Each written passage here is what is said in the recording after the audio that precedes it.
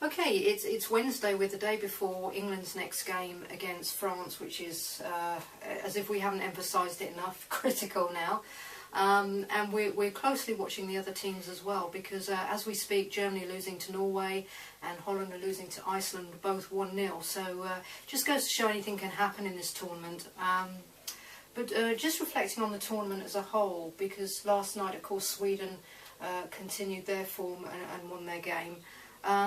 What do you think of the standard of play throughout the tournament so far? Because for me, it's looked very, very high. I've definitely enjoyed it. What we've seen both at the grounds and on TV as well has been very, very good.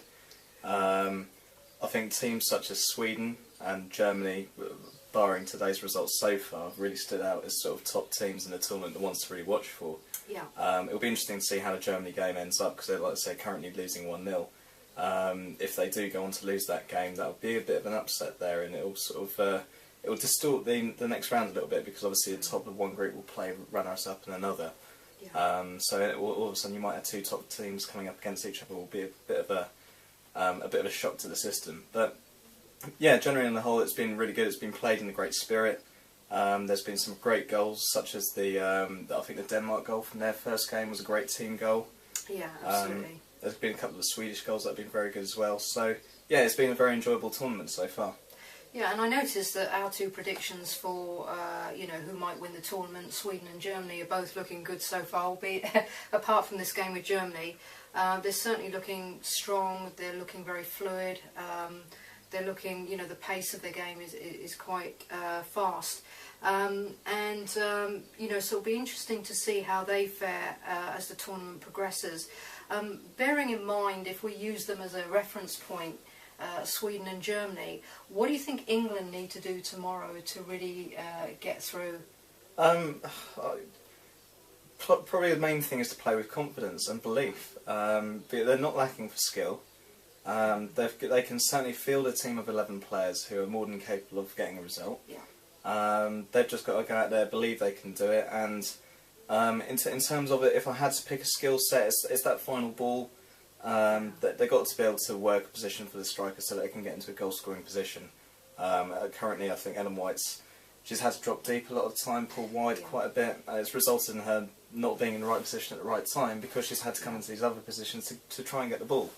So hopefully, if England can work on that, I think they should have a bit more luck against France, who's going to be a tough opponent to play against. Yeah, and would you change anything about their formation at this stage? Because they've been playing Ellen White as a lone striker, haven't they? And it doesn't seem to be working. It just seems to be the balance is a little bit uneven there. I mean, Ellen White, for me, I enjoy her as a striker. I think she puts in a lot of effort, and give her the right chance, and she will get goals. She's proven that for Arsenal, and she's proven that for England in the past as well. I just think she is very isolated up front of her own. The midfield trio of Jill Scott, Farrah Williams and Anita Asante, that there's something between those three, and I can't really put my finger on what it is. That just isn't clicking. Jill Scott's been fantastic. I think we both agreed she's been great to watch. She's been all over the place, winning balls, and just generally working her socks off. For me, it's probably more one of the other two might potentially have to be sacrificed for either a more of a supporting role player, such as maybe bring Kelly Smith if she's fully fit, or introduce more of an attacking midfielder, someone like Jordan Nobbs, who's going to get forward a lot more and create that drive from midfield.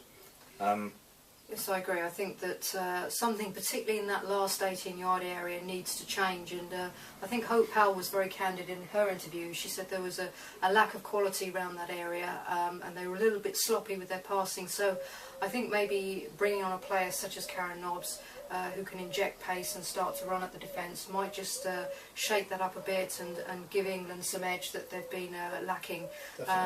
We're going to be watching that game tomorrow, albeit on the big screen, and we're coming down to earth a bit, because there's a big difference between watching a game live and on the big screen, but nevertheless we'll be following that through, and certainly tonight and tomorrow it will become, tonight it will become a bit clearer what England need to do because of other teams playing around them, but I think we've agreed that, to keep it simple, they need to get a straight win against France, and they have the opportunity to do that. They need to raise their game in some of the many ways that we've described, and certainly listening to some of the tweets from the England players, They're getting themselves psychologically gemmed up for this and trying to just raise their belief for the game, which is all important because normally that's what goes out the window at this stage, isn't it? Definitely. So we'll look forward to tomorrow night and the rest of the tournament as it unfolds and continue to bring you some of our thoughts as we observe and watch the game.